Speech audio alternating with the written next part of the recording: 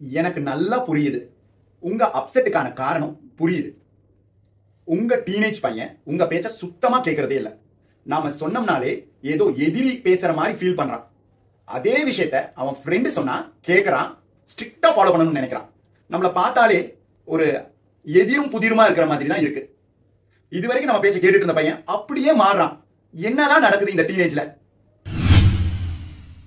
அப்படின்னு நினைக்கிற பேரண்ட் நீங்க மட்டும் இல்ல, எல்லாரும் தான், நான் உட்பட. பை தி வே, நான் டாக்டர் விபி சிவகுமார், குழந்தைகள் நல மருத்துவர், ஜன்யா சைல்ட் கிளினிக், சென்னையில இருந்து. சரி, ஒன்னு யோசிச்சு பார்ப்போம். நாம டீனேஜ் வயசுல நம்ம அப்பா அம்மா சொன்ன பேச்ச கேட்டோமா, நம்ம ஃப்ரெண்ட்ஸ் சொல்ற பேச்ச கேட்டோமா? என்னதான் நாம அப்பா அம்மா மேல மதிப்பு வச்சிருந்தாலும், ரெஸ்பெக்ட் வச்சிருந்தாலும், அந்த ஏஜ்ல நமக்கு நம்ம ஃப்ரெண்ட்ஸ் சொன்னதுதான் இம்பார்ட்டண்டா பட்டுச்சு. கரெக்ட் தானே? Obvious answer. எல்லாருமே ஃப்ரெண்ட்ஸ் சொல்றதான் கேட்டிருப்போம், கேட்டுட்டும் வரோம். டீனேஜ் வயசுல மட்டும் இல்ல, எல்லா வயசுலயும் ஃப்ரெண்ட்ஸ் தான் நமக்கெல்லாம் முக்கியமா படுறாங்க. ஃப்ரெண்ட்ஸ் சொல்ற அதே மேட்ரு நமக்கு பிடிக்கும், அப்பா அம்மா சொன்னா அது கசக்கும். ஏன் அப்படின்னு யோசிச்சு பார்த்திருக்கீங்களா? நம்ம எல்லாருக்குமே தெரியும், அப்பா அம்மா சொல்றதுதான் எப்பயுமே நமக்கு பெட்டரா இருக்கும். நம்ம ஃபியூச்சர் அவங்க ரொம்ப யோசிச்சுதான் ஒவ்வொரு ஸ்டெப்பும் எடுக்கிறாங்க. நம்ம நல்லதை தாண்டி அவங்க வேற எதையும் யோசிக்கிறது இல்லை. இது எல்லாமே நம்ம பிரெயினுக்கு தெரியும். ஆனா நம்ம மனசு நம்ம ஃப்ரெண்ட்ஸ் சொல்றதை கேட்கும், முக்கியமா டீனேஜ் வயசுல. இதெல்லாம் ஏன், எப்படி இந்த பேட்டர்ன் எல்லாருக்கும் தொடர்ச்சியா வருது? நாமளும் அப்படிதான் பண்ணோம், நம்ம பிள்ளைங்களும் அப்படிதான் பண்றாங்க. இது என்ன சிஸ்டமேட்டிக்கா மேத்தமேட்டிக்ஸ் மாதிரில போகுது? என்னதான் நம்ம பேரண்ட்ஸ் நல்லதை தான் சொல்றாங்கன்னாலும் நாம ஏன் அந்த வயசுல கேட்கல? அதே மாதிரிதான் நம்ம குழந்தைங்க நம்ம பேச்சை இப்ப கேட்கறது இல்ல. பட் இதோட ரூட் காஸ் என்ன அப்படின்னு பார்ப்போம். நான் இது ஒரு சின்ன எக்ஸாம்பிள் வச்சு சொல்றேன், உங்களுக்கு புரிய வைக்க ட்ரை பண்றேன். நாம எல்லாரும் ரெஸ்டாரண்ட்டுக்கு போறோம், பியூட்டி பார்லர் போறோம், அப்பப்ப மூவி தியேட்டர்ஸ்க்கு போறோம். இந்த மாதிரி இடங்கள்ல எல்லாம் நாம செலவு பண்ணும் பொழுது அந்த மொமெண்ட்ல அதை பெருசா ஃபீல் பண்றதே இல்லை, டல்லா யோசிக்கிறது கூட இல்லை. ஆக்சுவலி இன்னும் பெட்டரா, ஹாப்பியா, ரிலாக்ஸ்டா இருக்கும். கரெக்ட் தானே? அதே நாம ஒரு ஹாஸ்பிட்டலுக்கு போறோம், ஒரு கிளினிக்கு போறோம், ஈவன் டாக்ஸ் கட்டுறோம். இதுக்கெல்லாம் நாம செலவு பண்ணும் பொழுது இந்த எக்ஸ்பென்சஸ்க்கு நாம ஆக்சுவலி ஃபீல் பண்றோம், கொஞ்சம் டல்லா தான் உணர்றோம். ஏன்? Just think about it. யோசிச்சு பார்த்தோம்னா restaurant, movie theatres, beauty parlours, friends கூட டைம் ஸ்பெண்ட் பண்றது, இந்த மாதிரி இடங்களுக்கெல்லாம் போகும் பொழுது நமக்கு ஹாப்பினஸ் கிடைக்குது. எவ்வளவுதான் நமக்கு செலவு பண்ண, ஈவன் ட்ரிப்ஸ் போறது கூட அந்த மாதிரி ஒண்ணுதான். நமக்கு எவ்வளவுதான் செலவானாலும் நம்மள ஹாப்பியா வச்சுக்கிறதுங்கிறதுனால நாம அதை தேடி தேடி போறோம். அந்த செலவுக்கு we don't feel a pinch for it. அந்த செலவு நம்ம பெருசா ஃபீல் பண்ண மாட்டோம்.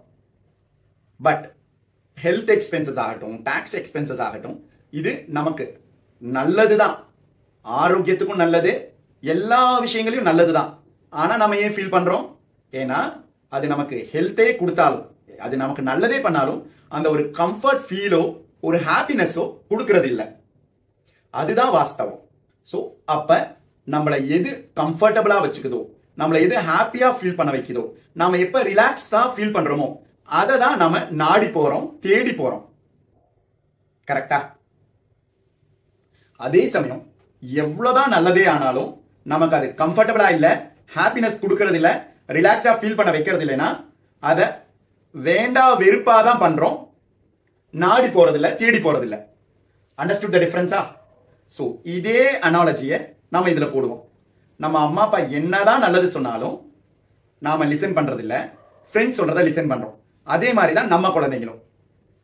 ஸோ அப்ப என்ன கிரக்ஸ் ஆஃப் த ஸ்டோரி? நம்ம பசங்களை ஹாப்பியா, கம்ஃபர்டபுளா, ரிலாக்ஸ்ட் ஆட்டிடியூட்ல அவங்க கிட்ட பேசினோம்னா அவங்க லிசன் பண்ணுவாங்க. நம்ம குழந்தைங்களோட நாமளும் ஃப்ரெண்டா இருந்து அவங்கள அக்செப்ட் பண்ணோம்னா அவங்க டெஃபினட்டா நம்ம கிட்ட பேச ஓடோடி வருவாங்க.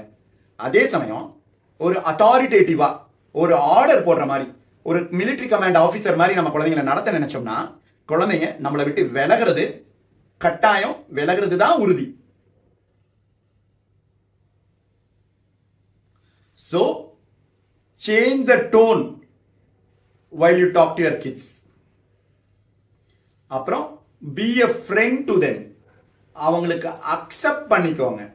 அவங்கள ஒவ்வொரு ஸ்டெப்பா திருத்தணும் நினைச்சு பெண்ட் பண்ண அவங்க உடஞ்சு போயிருவாங்க. அதுக்கு பதிலா அவங்களுக்கு தோளோட தோளா ஃப்ரெண்டோட ஃப்ரெண்டா நீங்க இருங்க. உங்களை விட்டு உங்க பையன் எங்கேயுமே விலகி போக மாட்டான், எங்கேயுமே விலகி போக மாட்டான். ஸோ டீனேஜ் பேரண்டிங்கோட முக்கியமான formula be a friend to your child, be comfortable, provide happiness, make him relaxed. இதுதான். இந்த மாதிரி பேரண்டிங் டாபிக்ஸ் மட்டும் இல்லாம ஜெனரல் ஹெல்த் இஷ்யூஸும் நான் உங்ககிட்ட டிஸ்கஸ் பண்றேன்.